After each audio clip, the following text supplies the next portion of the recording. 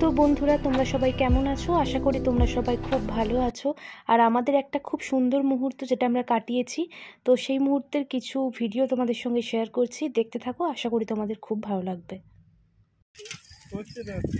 মাসিমণি আর চালাতে না পেরে বলছে প্রিয়াঙ্কাকে সব জায়গায় আসতে হবে। ভাবো একবার,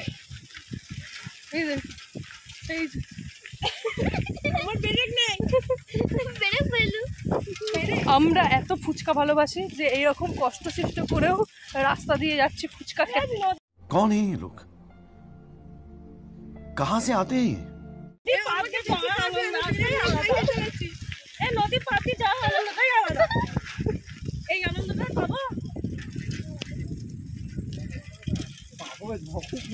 তো এই ভিডিওটা দেখে তোমরা বুঝতেই পারছো এটা আমাদের গ্রামের বাড়ির ভিডিও। মানে যখন আমরা সবাই মিলে গিয়েছিলাম তখন একটা দিন বিকালে আমরা সবাই বেরিয়েছিলাম সাইকেলে করে। তো ওখান থেকে মাংস, ফুচকা সমস্ত কিছু নিয়ে এসেছিলাম। মেনলি ফুচকা খেয়ে এসেছিলাম, মাংস নিয়ে এসেছি। আর ভাই এখানে রান্না করেছে, তো তার কিছু কথা তোমরা শুনে নাও। ভাইয়ের যে হবু বউ সে দেখে নাও, যদি তুমি আমার ভিডিও দেখে থাকো, দেখো কেমন মাংস করছে। এখন যদি না হয়ে থাকে ভবিষ্যতে দেখে নেবে, ওকে দিয়ে কাজ করাবে। ভাইয়ের হবু বউ দেখে নেবে ভবিষ্যতের কথা, পরিকল্পনা। মানে কি করবে? মানে না, তোর যখন ছুটি থাকবে সেদিন জানবি, ও তোকে 365 দিন রেঁধে দেবে।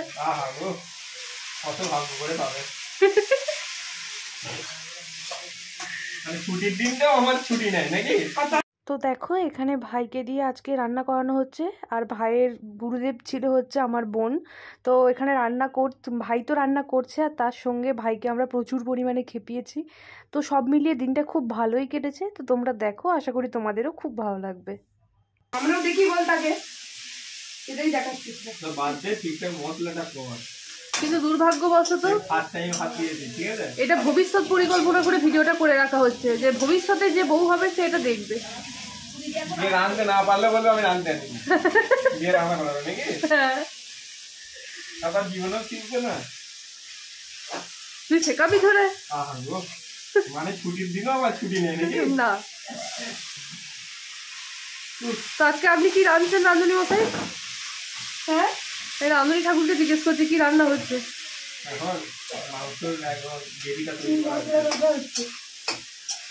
আমি ওকে বলেছি যে আমি সব করে দেবো, কিন্তু কোথায় রাঁধছে, কুঞ্চিতে না রাঁধতে তো হবে। চলে যাচ্ছিল, বলছে আমি বসে আমি, তাহলে আমি মাকে দিয়ে দেবো, আমি করবো না।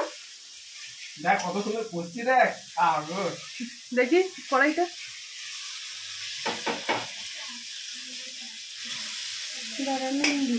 এটা রাঁধুনি, আর এটা রাঁধুনি করছে। কত রাঁধুনি?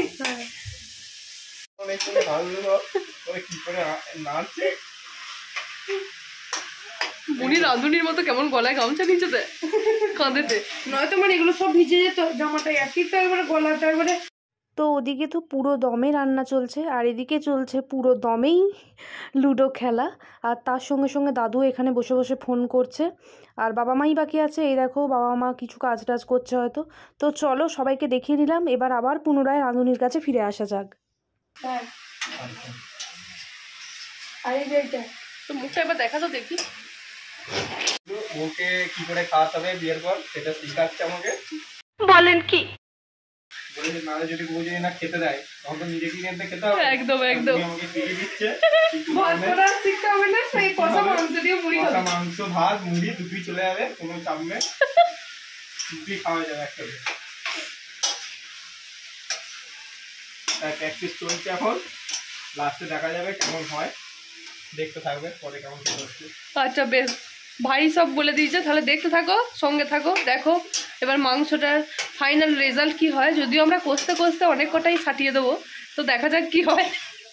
তোমরা তো দেখলেই আমরা কি পরিমাণে আড্ডা দিচ্ছি। তো আর মনেই ছিল না মাংসর ফাইনাল রেজাল্ট কী হয়েছে সেটা তোমাদের সঙ্গে শেয়ার করি। তো যাই হোক, সেটা খেতে তো খুব সুন্দর হয়েছিল।